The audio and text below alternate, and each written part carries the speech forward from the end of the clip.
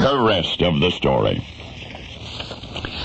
Once upon a time, 3 young men planned a daring daylight robbery. The target, Park Avenue, Manhattan, a plex apartment wherein was stashed enough jewelry and cash to provide for 3 very comfortable retirements. The men had cased the place. They knew that at 9 a.m. a large staff would start arriving. Half an hour would be enough to make the score. So the 3 decided to pose as delivery men.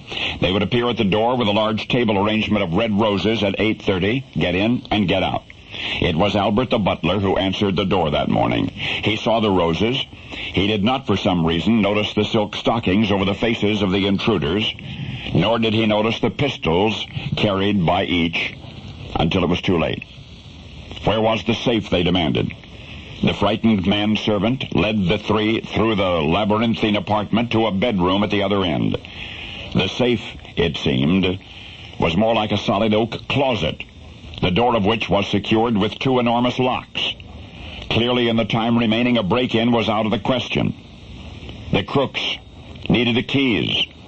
Only one person in the apartment knew where those keys were.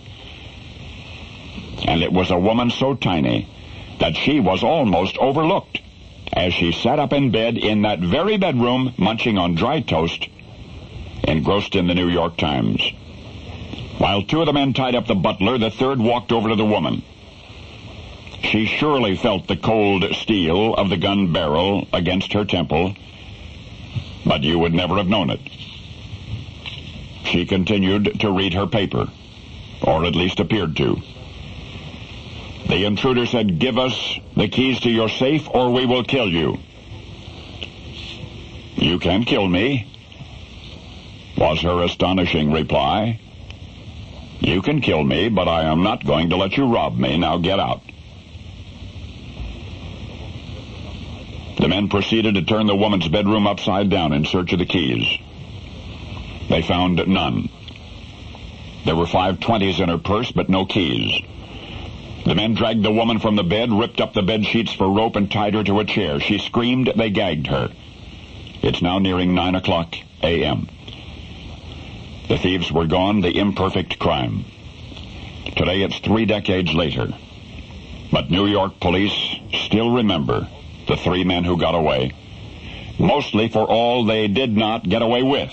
Frustrated because they had not found the keys to the safe, they left behind priceless and portable artworks of Picasso, loose-lying jewelry worth hundreds of thousands of dollars, and other items of inestimable value.